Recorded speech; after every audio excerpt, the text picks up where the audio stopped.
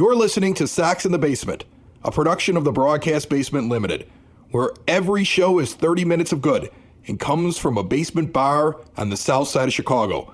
Pull up a stool, pour a cold one, and join us right now for Sox in the Basement. Heard everywhere podcasts can be found, and always at soxinthebasement.com. I was worried the White Sox were closed on deadline day. I was convinced they were closed on deadline day. like Chris Getz forgot to set the alarm, and he took a long nap. All the way till 5 o'clock in the afternoon, yeah. It's like when I have a day where, I really don't want to work, and my kids have me right now playing a Clash Royale on my phone. You ever play this thing? It's addicting. It's like Clash of Clans, but now you use the characters to fight one-on-one against people, and you have like these little 3-minute battles. And like we were up at the lake cottage, and all my nieces and nephews and my kids were all playing it against each other. I'm like, what's this game we're all playing? And I downloaded it, and it's addicting. And so I was on my phone, like doing it the other day for like an hour and a half, and I feel like Chris Getz was doing the same thing. I feel like he's still a Candy Crush guy, though. Maybe he is, but he forgot there was a deadline going on.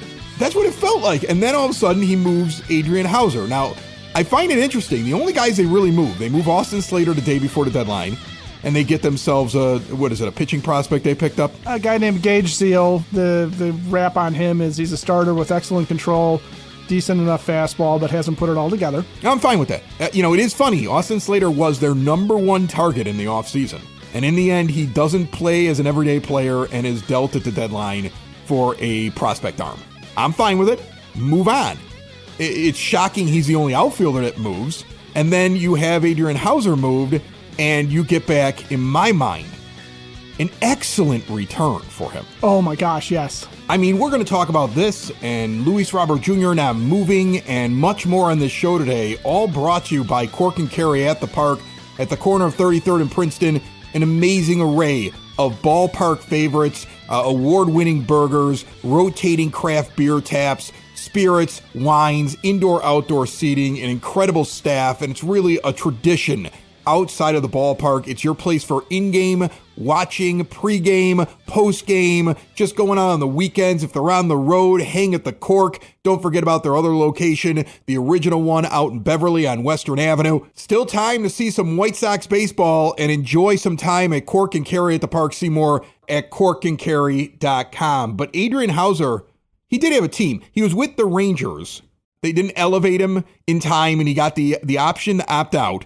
And then he becomes a free agent, and everybody wants his services. And he goes, I want to go someplace where I'm not a swing man. I want to go someplace where I get to pitch every day. And I'm going to go pitch in a system where Brian Bannister's there because he saves careers and changes little things. And then he shows up, and he has the best stretch, I think, of his career with this team and becomes a trade piece.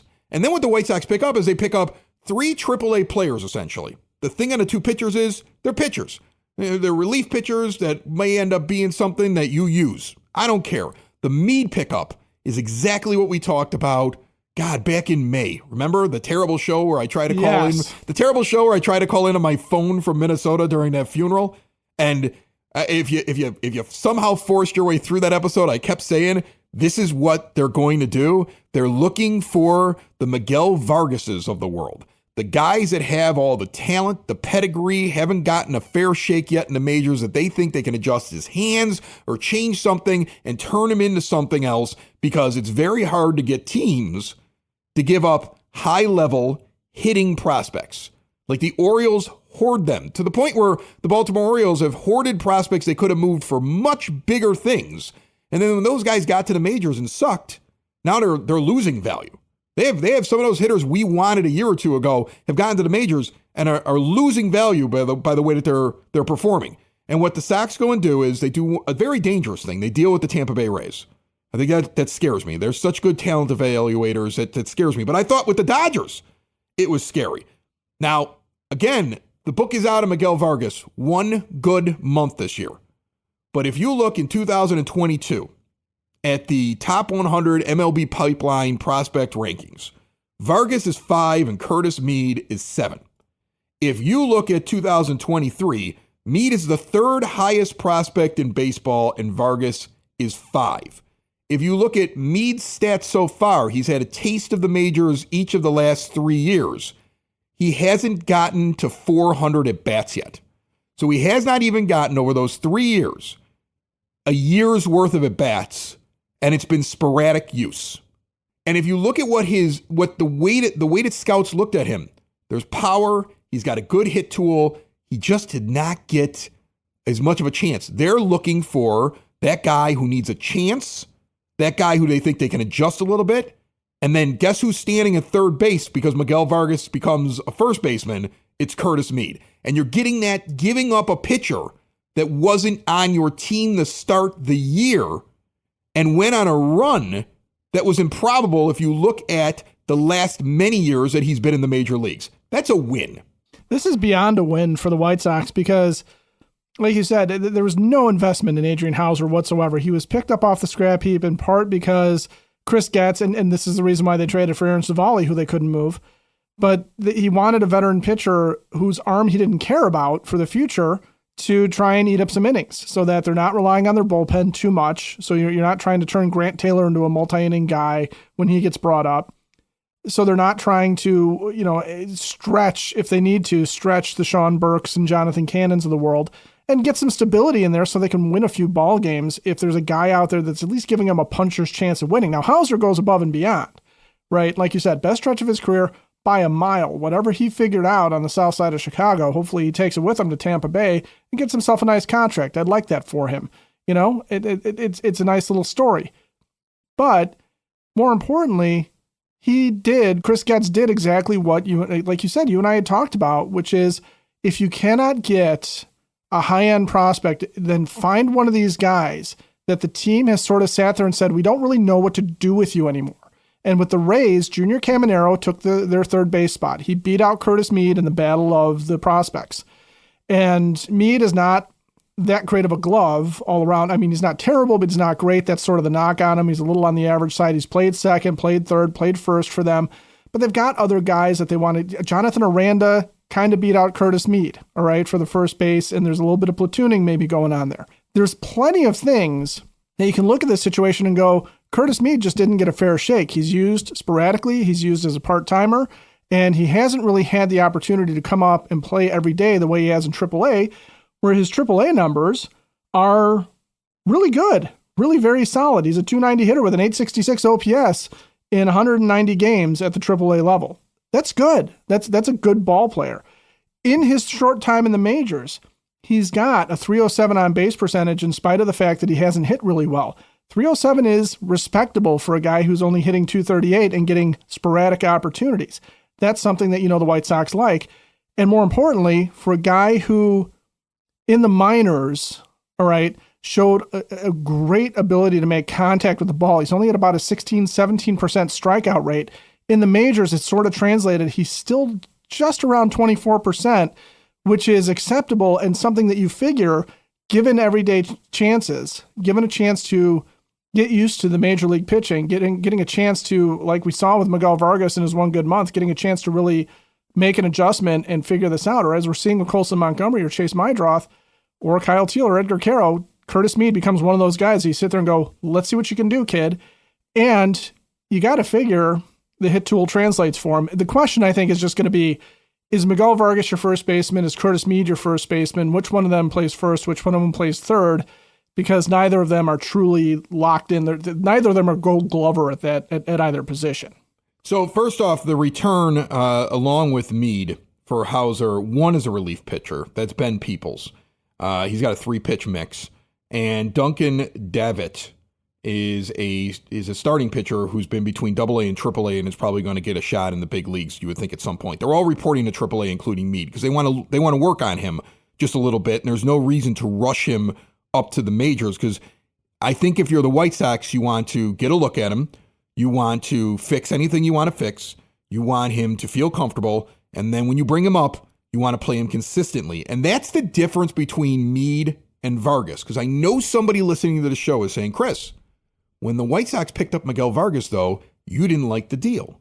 Chris, you're hard on Miguel Vargas. If these guys are basically the same thing, why are you so excited about Curtis Mead? And it's tempered excitement, but what you gave up and what you got back, it's definitely a win. Even if it doesn't work out, it's a very smart move.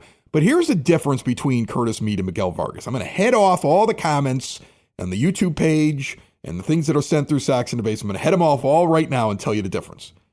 Miguel Vargas played 81 of the first 89 games of the 2023 season as a starter for the Dodgers, collecting over 300 at-bats. He got a consistent opportunity. The Dodgers gave him a starting role, and he played in 81 of the first 89 games of that season. He collected all that and then struggled for a couple of years trying to find it, and then struggled with the White Sox, and then had one really good month in May that, John Schriffen believes that means he's a superstar, which my eyes roll in the back of my head every time that guy speaks, but especially when he talks about Miguel Vargas. And you still wonder, are they going to figure it out with him? Or if he continues on what we've seen outside of May, is he even somebody you should be considering next year as a real piece to your team? Curtis Mead has had 3 seasons just to get to 356 plate appearances and 320 at-bats. There's been no consistency in his usage. They move him all over the field. He's up and down from the minors to the majors, and he has not gotten the same opportunity. Plus, he has far less at-bats. Like I said, 320 official at-bats. Miguel Vargas has already, in his career, had 900 of them. He's had 2 teams now give him consistent at-bats over a season. The White Sox now, and in the back half of last year, consistent everyday playing time, and the Dodgers 81 of the first 89 games of the 23 season. So that's the difference. If you looked at these two guys ranked in the same way, where both of them were high prospects, I can say without a doubt, Mead has not gotten a full opportunity yet in the majors. Vargas, there's more of a chance this is what he is. He could still figure it out, but that's why on a potential scale, the potential's higher for Mead because he hasn't really had a chance yet.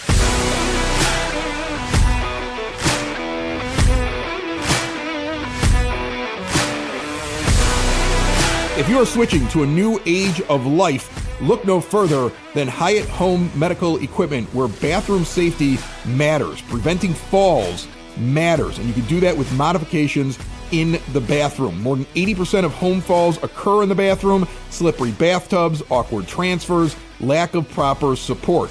You can add grab bars, shower chairs, transfer benches, raised toilet seats. Non-slip mats and flooring solutions are available at Hyatt. Plus, they can do walk-in tubs and roll-in showers. See everything that they can do for you at HyattAccess.com or HHME.com, or stop in and see them today at 3518 West 95th Street in Evergreen Park. Hyatt Home Medical Equipment. What do you think of that, though, Ed? Not the grab bars. Well, no, the grab bars, I'm fully in favor of the grab bars. But no, you're absolutely right about the difference between Miguel Vargas and Curtis Mead.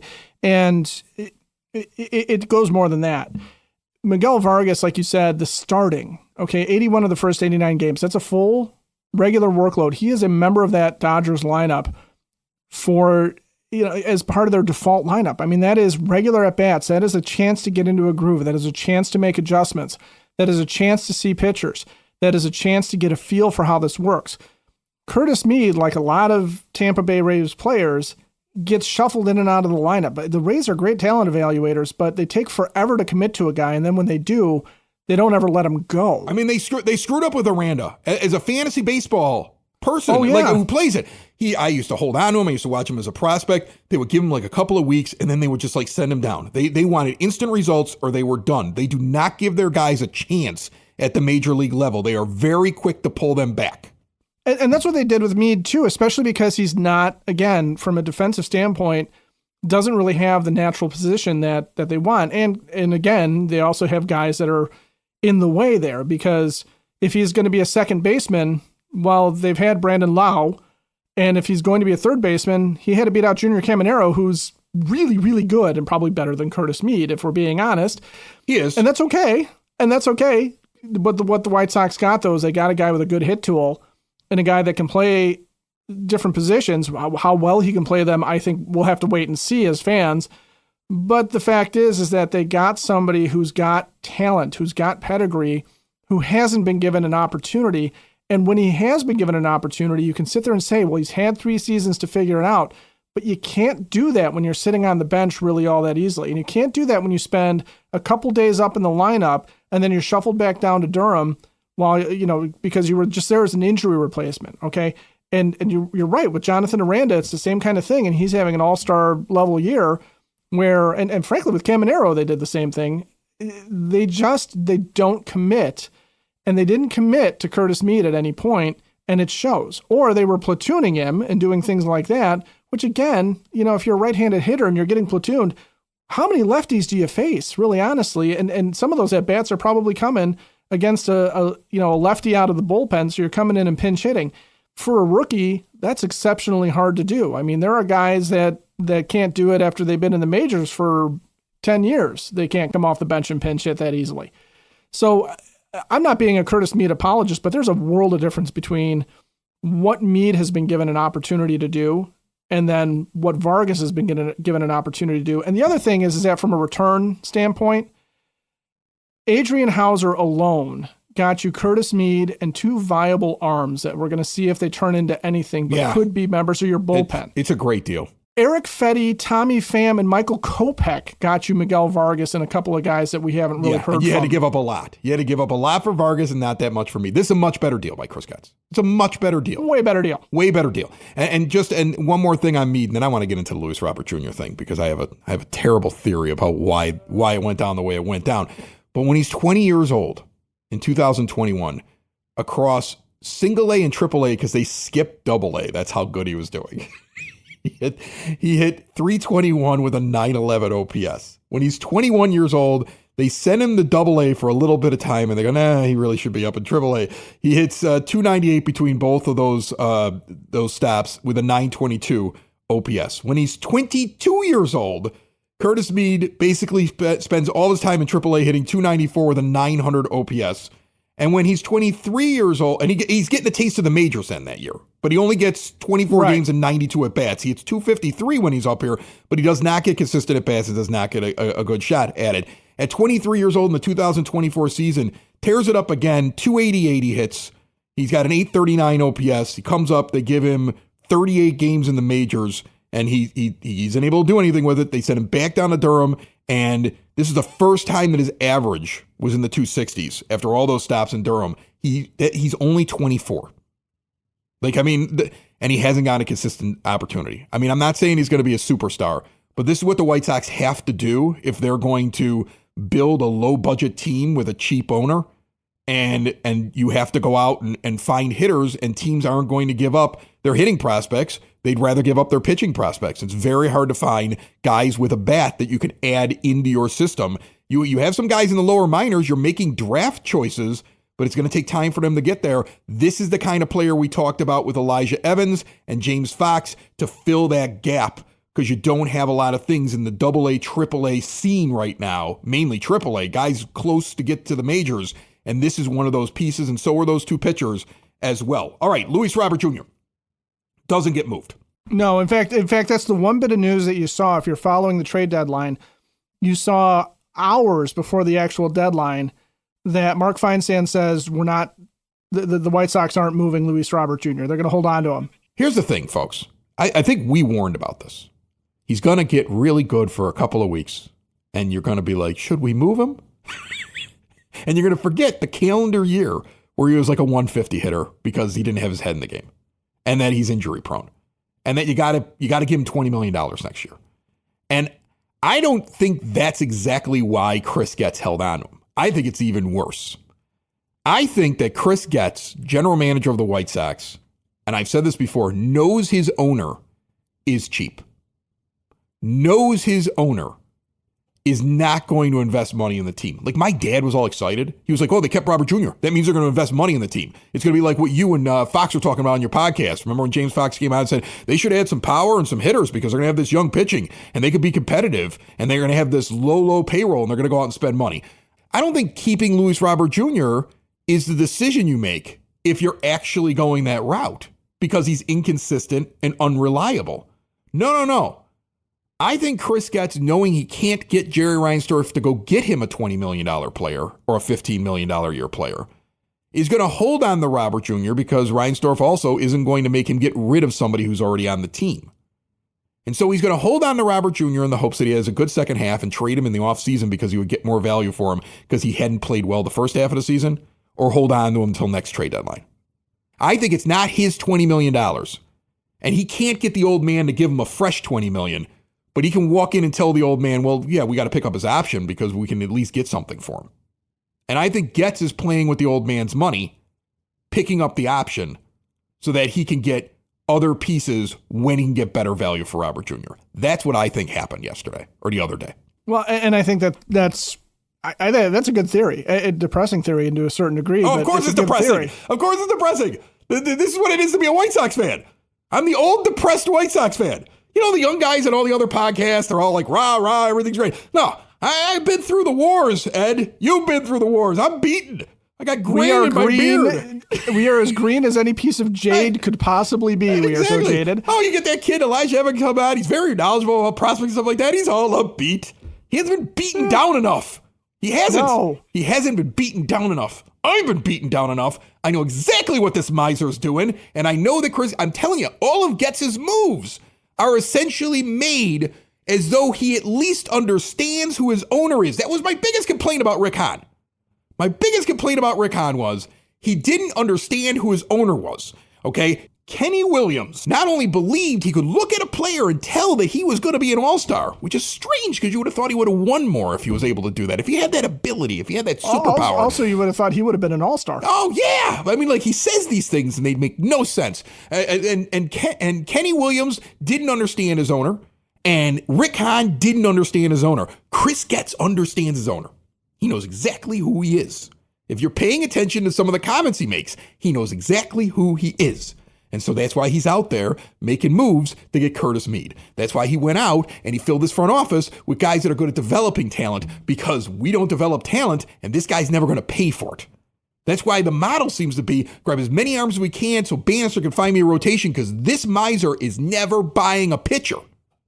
And that's why he didn't trade. That's 100%. Right, and that's why he didn't trade Luis Robert Jr., because he's not going to be allowed to sign another Luis Robert Jr. and pay somebody else $20 million, but he still has a valuable chip in his arsenal sitting in his pocket that he might be able to get talent for if Robert Jr. turns it around. And he didn't like the offers that were sent to him, so he said, well, it's not my money, it's the old man's money. And the way that his brain operates, the guy's already on the team, so I can hold on to him and trade him for something, because I know he won't pay for it. Yeah, and it's a smart move. Here's why it's a smart move by Getz, okay? Look at what the trade deadline was yesterday, and there were a lot more sellers than I think anybody was anticipating. I mean, when it came up that Steven Kwan, who is arguably a much better outfielder right now than Luis Robert Jr. is in terms of his body of work, he's available from the Guardians. Who is going to pay you for Luis Robert Jr. and his $20 million option years when you have Steven Kwan under control for far less than that, and the guy is as consistent as they come? Hey, Ed, if I traded you Luis Robert Jr. for my minor leagues in fantasy baseball for Steven Kwan straight up, would you take that deal today? Absolutely not. And that has nothing to do with the fact that I purposely don't pick White Sox players because I ruin them and their careers. And we all know this. But once Kwan's available, okay, once it becomes obvious that the Twins are giving away anybody and everybody off their major league roster, the Phillies jumped at a chance to grab Harrison Bader, who is just there to be a right-handed bat for them and a complimentary bat in their outfield, and they didn't have to give up really anybody for him. Mick Abel, who's been terrible and is a guy that he's a former first rounder, but he's not good. And, you know, they didn't give up Justin Crawford. They didn't give up anybody that was really, really important to them, because they're just renting Harrison Bader. It's good enough for them. Would it have been splashier for them to get Luis Robert Jr.? Yeah, absolutely. They wanted Luis Robert Jr., but they didn't have to give as much. And Getz was like, oh man, this is just not good enough return. And he's probably right, because Cedric Mullins goes to the Mets for three guys that I texted a couple of other guys that are in our fantasy baseball league, and one of them is a prospect head. And I texted the three names, and he's like, I don't know any of those guys. And he's right.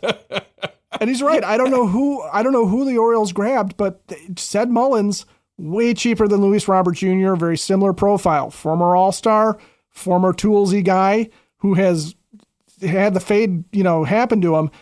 And it was a lot cheaper for the Mets. The market was full. You were not getting Leo DeVries. from the Padres for Luis Robert Jr. I mean, the fact that he went for Mason Miller makes a heck of a lot more sense for AJ Preller and the Padres than Luis Robert Jr. does. So in the offseason, though, when teams are looking at this going, okay, what did we fall short on? Yeah, Getz has got more of an opportunity. And you're right. I think you hit it on the head as far as how the economics of White Sox baseball works. Andrew Benintendi's $15 million and Luis Robert Jr.'s $20 million can be viewed as sunk costs by the ownership, as guys that they have to continue to build around somebody, right? And Benintendi could be moved in the offseason with a couple of years left on his contract, and his $15 million freed up for something else because it's already there. It's already spent, right? He can take a contract back. And Jerry only cares if he's paying money and the guy isn't playing. That's the only time he ever gets mad. If Luis Robert Jr. is standing out in the outfield and Andrew Benintendi is standing out in the outfield and they're giving it the old college try, he's fine. Oh, if Benintendi's hitting home runs and Robert is stealing bases, it's fine because he can put their faces on stuff. He can sell their jerseys. He can do whatever. And we're gonna cheer for him, right? You know, I don't mind watching a good old Benny bomb here and there in a game. I mean, it's fun.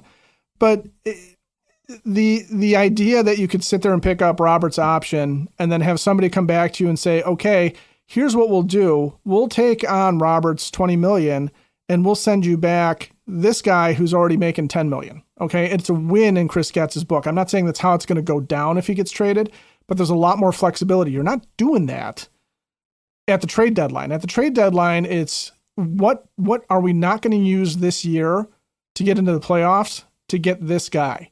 And how do I do this without completely mortgaging my future? Unless your name is AJ Preller, in which case you apparently do not care about your minor league system in any way, shape, or form, and you're just going to empty the coffers to put as much talent on your team as you can.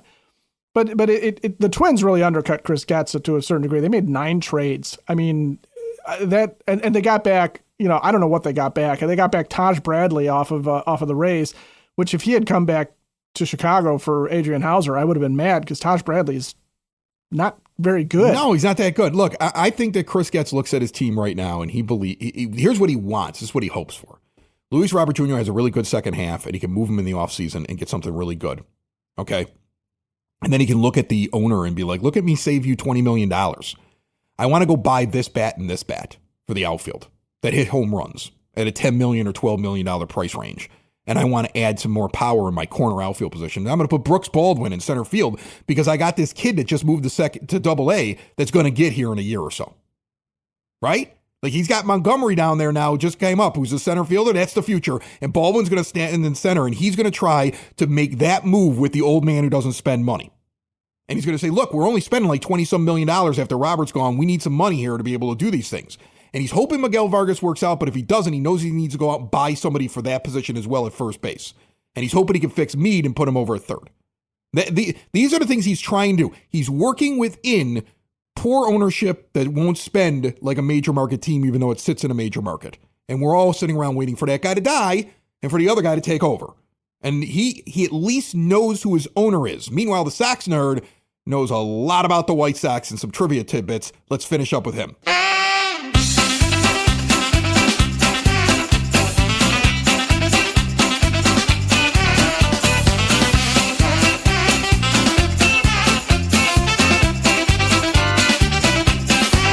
It's now time to conclude this weekend edition of Sox in the Basement, as we always do, with the Sox nerd, Dave Marin, who puts all those trivia nuggets and tidbits up on the scoreboard at the rate, and he's brought to you by the Village of Lamont. Want to experience a downtown with great eats and drinks, real history, and green spaces filled with adventure? Visit the Village of Lamont. Shop, dine, drink, explore, see everything they have going on all summer long, from festivals to car shows to just all the restaurants in that downtown area that really comes alive every night, and especially on the weekends. See it all at lamontdowntown.com. Nerd, what do you got for me? Fellas, let's have a little fun with Colson Montgomery, who has exceeded my expectations in his brief time with the Sox. Montgomery is just the 5th player in White Sox history to amass at least 18 RBIs in his first 22 big league games. Zeke Benura tops this list at 23, followed by Jose Abreu at 21, Ping Bodie at 19, and Larry Rosenthal at 18. Abreu and Montgomery are the only Sox to do this since 1937. Montgomery is definitely a White Sox draft rarity. His debut on July 4th was the first by a Sox first-round pick out of high school since Mark Johnson arrived on September 14, 1998. Montgomery's first homer put him on the list with Johnson, Darrell Boston, Ricky Seilheimer, Harold Baines, and Carlos May as the only high schoolers picked in the first round by the Sox to go deep for the Sox.